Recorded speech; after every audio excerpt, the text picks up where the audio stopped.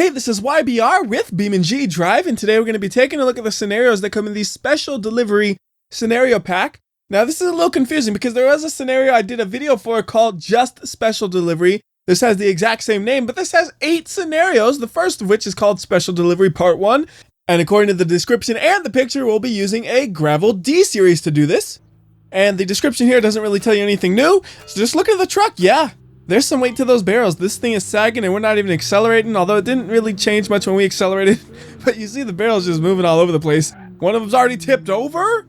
Barrel, you are fired. Your only job was to not tip over, and you've already tipped over. You are a huge failure of a barrel. Alright, so it's actually going to look like it's a pretty long scenario because we got to drive all the way around this road until we get to the next checkpoint, and got to be careful going on these left corners because that barrel that's on the far right that's already tipped over, it could fall out really easily, and if it falls out, game over. We got to start again, and I don't feel like starting again if I don't have to. But the way I started off, I really might have to. I mean, I could try to do the really churn to the left hard to make the one on the right tip back over, but then the one on the left might tip over, and then I just have it worse than it was before. And that's probably what would happen, so we're just going to let that barrel stay tipped over, and actually, if it keeps tipping more and more, eventually it'll just sit inside the bed of the truck nice and easy. Oh my goodness, we're going too fast. You just see every single barrel shifting all at once right there. Yeah, slow it down, especially on a corner like this. This one's pretty tight, so we're taking it nice and easy. And then we're going to do the same for this one because this one's even tighter than the one we just did. Oh my goodness. Whenever you see all the barrels just fly across the bed of the truck, it's just scary. And I know I went in the dirt right there. It's because I didn't want to steer too tightly.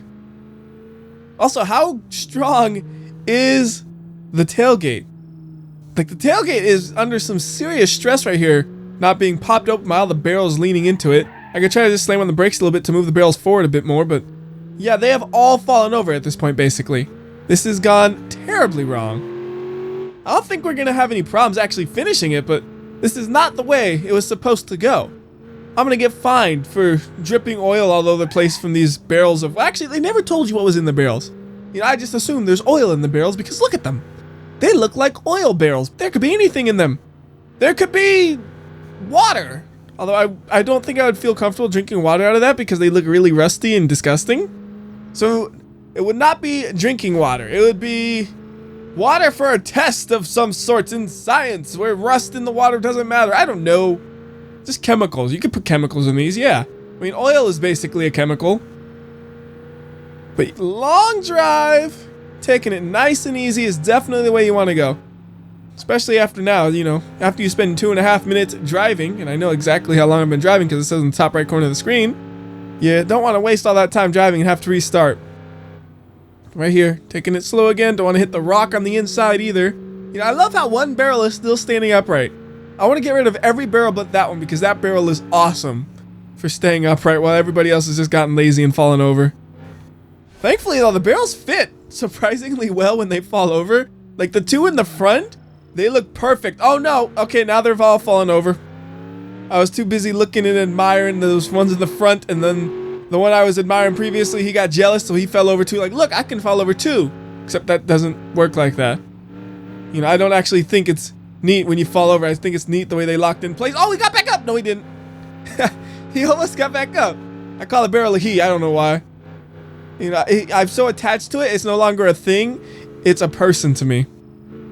And he's back up. The other ones are all still falling over. The one I care about, he's doing well. You know, I actually kind of made like a Tetris shape right there because the two barrels have merged into one. Alright, go slow through this because this is one of those corners where it can be a little bit tricky with all this weight in the back. Oh, we gotta do it on the dirt road? Oh, I don't like this one bit. I do not like this one bit. Actually, I like it when my barrels all like lean down like that though. It's all about that center of gravity. When the center of gravity is this low, probably makes it a little bit easier for the barrels not to fall out. And alright, slow it way down here. I don't think I have to worry about coming into this super fast where I like need momentum to get up the hill. So we'll just take it easy. And the next checkpoint will be the last one. And then we have completed this, so really don't blow it now. Like before, it's like, oh yeah, we'll have to restart. This time it's like, really? You messed up right there of all places? Don't do that. I don't know how far the next checkpoint, there it is. Full speed ahead, I don't care anymore. Go, go, go! This is gonna be bad. Nope, it's good, it's good. Alright, and then we gotta get a little bit of a crash going here. That works. So that's a success. So we'll go ahead and go back to the scenarios. And we're going to do number 2, which is called Roadworks. And this one actually has a description to it. There are some cracks in the pavement in town that have to be fixed. Take these crates of supplies and equipment there and make sure it's possible for road workers to do their job. The description here appears to be the same as before, so we'll just skip that and get started. Now I'll do the same thing I did last time, where I drive really aggressively at the start, and then I'll see how careful I actually need to drive, which might mean I tip over on the very first corner. I'm not really sure here. Okay, we're good. I mean, I did tip, but I didn't tip over. That's the key thing. Because with the Pigeon, you'll tip at pretty much every corner if you're driving fast, but you won't tip over. All right, there we go. So about 15 to 20 miles per hour is probably a safe speed range for the current setup of the car with those barrels on the back. I'm kind of curious, where exactly am I taking these barrels to? If they don't have a gas station, they have some meeting point where they all meet up to exchange, like the gas is just in a barrel. They're all siphoning it off from one to the other, like, here, man, have some gas. Does that mean like there's just this small little speedboat that also has some gas brought in or something? Because if they had something like a big old tanker, you would have more than just a Pigeon with 2 barrels in it. So that's what I'm imagining now. There's just this small speedboat that smuggles in some gasoline, and the gasoline is sold on the black market, where everybody's siphoning it out from one car to the next in 1 barrel. Oh my goodness. That was a little bit sketchy. Going way up on 2 wheels right there. But I was saying though, the black market and everybody's just siphoning gas from the barrels into their cars and from car to car, just this huge crazy market, because small island USA has no gas station. So it makes sense for them to have illegal gasoline. I don't know if you guys saw that right there. Barrels decided to go for a little bit of a flight, just a little bit, you know, a few feet in the air, and then they came back down. They're okay. It's scary. I thought they were gonna fly out right there. Somehow they didn't. So there's the next checkpoint, which means we're a little bit over halfway now. And I'm gonna try to keep the speed down a little bit more because I am worried about those barrels after they started to bounce like they were. So this seems like a pretty safe speed right here. 25 miles per hour. Never mind, this is not safe. Oh my goodness. Driving the Pigeon is a very, very stressful experience. Kind of wish the car would downshift too. Like, it's just sitting at 2nd gear at such a low RPM. I feel like we could be in 1st gear and be at like 4,000 RPM and have the engine screaming instead of just going, ooh. I guess it really doesn't matter. I assume the automatic transmission knows there's more torque in this RPM range. You should stay here, and it's actually treating me well. Although that's not true, because it does not treat me well in all the situations. And what in the world? Is this road actually gonna loop? No, it doesn't. It just goes to the beach, and that's not on the beach. Okay, I might have made a little bit of a mistake, because now I have to go uphill with the Pigeon with a load. I don't know how well this is gonna go. Let's see, Pigeon. Oh, that was actually surprisingly easy. It was a lot smoother than I thought it would be. Now I just gotta figure out which way do I go now. All right, to the left. Gotta do a bit of maneuvering though, because this thing is gonna crash into those rocks. So forward and back, and that should be enough. And that should be the last checkpoint. So once we get there, we'll be done with this mission. And this is where all of the illegal gasoline trading takes place, in this small little house. Except, haha, I'm against the illegal gas and I dump it on the ground. Anyways, let's go ahead and go to the next scenario, which is going to be part 4, titled Offroad Delivery. Construction workers need a shipment of planks to continue working. It's 2 stacks of 1,440 kilograms, but with a 5.5 liter V8, low range gearbox, and 4.1 locking diffs, delivering these planks shouldn't be a problem. And this time I want to prove to you guys that I can attach a trailer without it taking forever. Look, easy. Move forward, then go in reverse. That's all you need to do. None of that jerking back and forth like I did last time. And that is pretty much perfectly lined up. So we just hit attach, trailer's attached, and we are off. And I'm going to zoom the camera out a little bit so I can see what's going on back there in the trailer, because it's pretty important I know if the wood is going to fall out or anything. So we'll do the same thing we did last time, where you drive really aggressively on this first corner and see if the wood seems like it's going to shift all over the place or if it's going to stay nice and steady. So 30 miles per hour. Whoa. Oh, okay. Yeah, that's a little too aggressive. All of the wood was flying all over the place, but all of it landed back where it belongs. And I really want to cut across right there. But that would be a poor decision, because you see those rock walls? Those things are difficult to climb without a trailer attached. With a trailer attached, it'll be really difficult to climb, so we're not going to try that. Instead, we'll just stick to the paved road, because on the paved road, we can maintain about 40 miles per hour, if not more. So even though the shortcut's shorter, this should actually be faster, because on the dirt road, we go maybe 20 miles per hour because I have to avoid all the rocks and debris and go through a river. Yeah, we ain't gonna go 40 miles per hour through there, that's for sure. So paved road is probably the correct way to go here. And it's definitely the obvious choice of which way to go. The other one is the I'm a crazy idiot and I don't follow the rules choice, which is a choice I would frequently make, to be honest with you, but I just don't think it'll work out at all. I mean, I'm sure you could do it, but this is easy. So you gotta slow down a little bit for this corner, and oh, this is actually the dirt road. Slow down a lot to enter the dirt road. All right, now, I guess it might be time to use the locking differential soon. I don't know.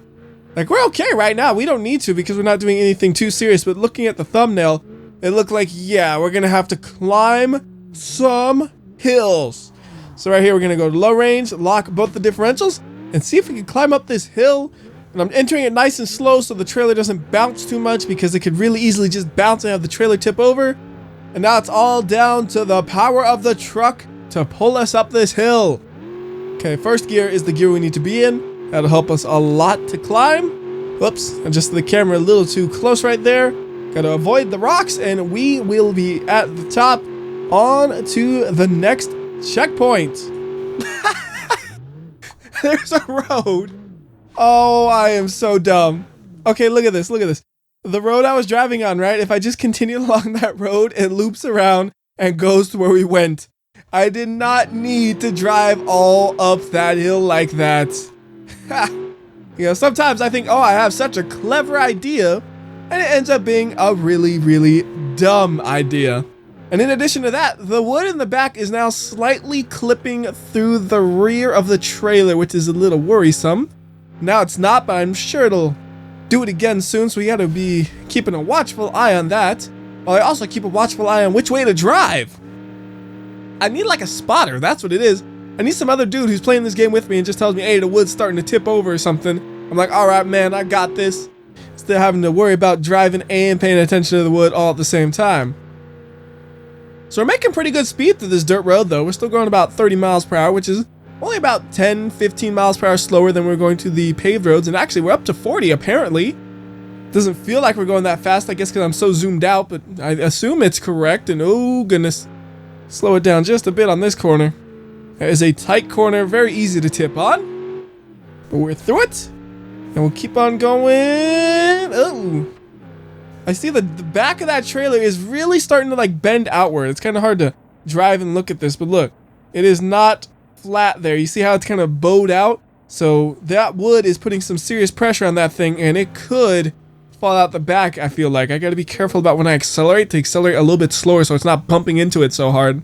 What I could do is also brake really hard to hopefully kind of push the wood forward some, which might work a little bit, but all it might do is make the wood go forward so when it goes backwards it has more momentum and slams into it harder. So that might have been a really dumb plan actually. Again, another one of those ideas where I think it might be clever, but then I actually think about it and I'm like, wait a minute, that's a really dumb idea. And we're only about halfway on this one, so we still got a good distance to go, so I can't be damaging up the trailer too much right now. Because if that rear tailgate on the trailer falls off, I don't know if the wood will stay in there. Like the wood might just basically shoot right off of it, just like a stick of butter, and it's gone. Or it might actually stay, I don't know. And I don't want to find out. Because if I find out, the answer is probably going to be, oh yeah, it falls out pretty easily. Whoa, getting a little too close to that wall. Trailer went up on the wall a little bit right there. Wasn't enough to really cause any damage, but it was enough to raise my heart rate a tiny bit. So there's checkpoint number 8, now completed. 3 checkpoints left. Now I should be able to see the next one once I round this mountain, right? Sort of. I see a little bit of a red thing up there. And hey, look at this. The last time we were doing a scenario on Utah, USA, this is about where it ended. The roads kind of converge onto each other, and if you were doing both the scenarios at the same time, you would crash into each other. You know, it'd be kind of funny if you actually saw the vehicle from scenario 1 just sitting on the side of the road right there, but it would also reduce the frame rate by quite a bit for something really small and very dumb, so it's not something that should have actually been done, but I'm thinking about it because I saw that location there. Oh, that's a bit of a bounce. Oh no. Oh no, okay. Now everything has gone bad. The tailgate has opened. I'm gonna be very, very careful with the throttle at all times now because I do not need that wood sliding backwards at all. All right, we gotta go a little bit here because it's a bit of a hill. So it looks like the wood's actually gonna stay in place pretty easily, surprisingly. I thought it wouldn't stay on, and I just clipped that wall right there because I'm staring at the wood instead of where I'm driving. Okay, we only got one spot left for this scenario, then we've completed them all. I can see it, but it is a bit in the distance. It looks like it's about near that one spawn point that's near that area. I'm afraid to really hit the gas though. Like, I don't want to go much faster than 20 miles per hour because I know the wood is starting to slide out little by little, it seems like. Maybe I'm just imagining it, but I think it's getting closer and closer to the edge. My only hope would be kind of doing something on the downhills to kind of shift it forward. Like right here, you can give it a little bit of gas, let it bounce a little bit, and maybe it'll move. It didn't seem like it did though. 30 miles per hour. I mean, I'm accelerating. I shouldn't be because we're so close to the destination. I just got to make sure I finish it, but I think 30's safe. Yeah, 30's safe. So we'll slow it down and then we'll enter this area and then we'll complete this scenario. And I'm going to end this video right here. We're going to do the other 4 scenarios at some other time. So until then, this has been WhyBeAre. I'll see ya.